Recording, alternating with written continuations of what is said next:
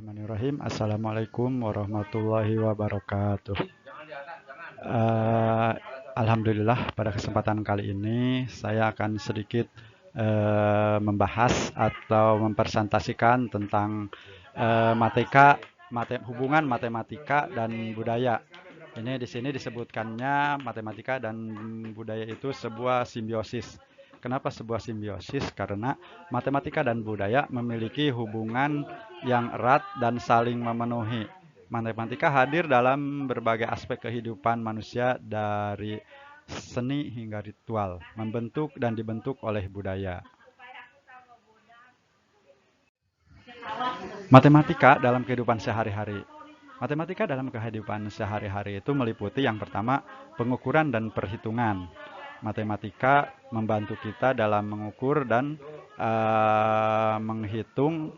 Contohnya misalkan kalau kita mau belanja, memasak dan segala macamnya, kita bisa menggunakan hitung-hitungan volume cairan, jarak tempuh dan segala macamnya.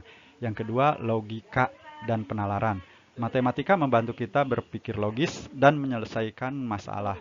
Misalnya, kita kalau menganalisis informasi, membuat keputusan, memecahkan teka-teki, itu menggunakan istilah-istilah yang ada di dalam matematika. Yang ketiga yaitu pola dan struktur. Nah, pola dan struktur ini misalkan kalau di dalam bangunan candi itu terpola sedemikian rupa dan dengan struktur bangunan yang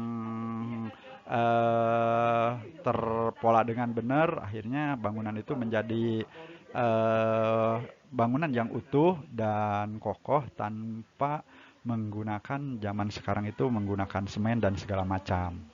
Terus yang keempat yaitu kalau dalam matematika dan kehidupan sehari adalah peluang dan probabilitas.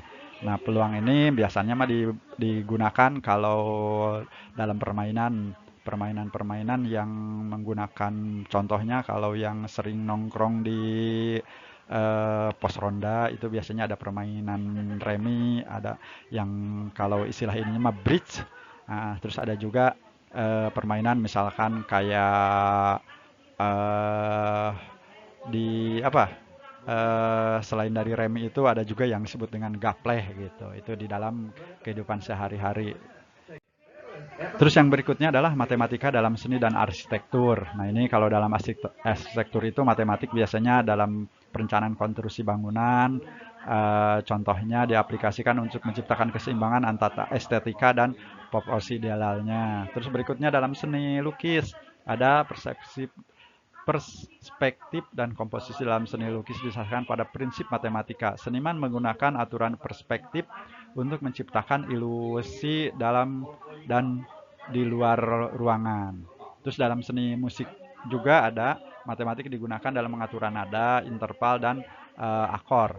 Pola matematika yang kompleks menciptakan melodi dan harmoni yang indah. Berikutnya, matematika dalam tradisi dan ritual. Ini salah satu contohnya misalkan kalau dalam Islam itu ada arsitektur masjid. Nah, kubah, menara, dan segala macamnya itu menggunakan pola geometrik dalam arsitektur masjid. Merupakan manifest dari keindahan dan kesempurnaan matematika. Contohnya lagi misalkan kalau yang sederhananya mah kalau masjid itu biasanya mah ada kerawangan. Nah, itu kan kerawangan itu atau angin-angin itu adalah pola yang ada di dalam matematik juga. Terus yang berikutnya, matematika dalam permainan tradisional. Nah, itu banyak sih, ada yang catur, congklak, dam, gasing, ada juga yang mainannya engklek gitu kan. Salah satunya ini congklak yang merupakan permainan tradisional yang melibatkan perhitungan dan strategi sederhana. Ya, pemainnya itu harus mengumpulkan batu, menghitung jumlah batu yang berhasil dipetik. Itu salah satu contohnya. Berikutnya matematika dalam sistem penanggalan. Nah, dalam sistem penanggalan ini ada kalender Masehi, ada kalender Hijriah, ada juga kalender Jawa dan kalender-kalender yang lain yang mungkin kita belum mengenalnya, tapi yang terkenal kemarin-kemarin itu tahun 2000-an itu kan ada kalender dari suku Maya yang katanya akan terjadi kiamat di tahun 2020-an kemarin gitu. Walaupun itu sudah terlewat. Nah, itu salah satu sistem penanggalannya juga. Kalau dalam kalender Hijriah itu kan berdasarkan perputaran dari bulan terhadap bumi. Kalau kalender yang Masehi itu adalah perputaran bumi terhadap matahari. Terus ada lagi matematika dalam sistem pengukuran tradisional. Kalau dalam pengukuran tradisional itu ada yang namanya jengkal, depa, hasta, terus ada juga yang di ini untuk mengukur luas lahan ada yang namanya bata, ada yang namanya eh, pakai istilah-istilah yang tidak umum lah, cuman umum digunakan di daerah-daerah tertentu saja. Nah, terakhir ini adalah untuk kesimpulan. Jadi kesimpulannya antara matematika dengan budaya itu adalah hubungannya sangat erat.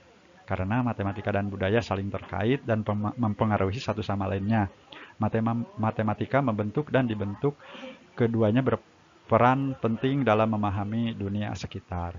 Demikianlah uraian singkat yang bisa saya sampaikan.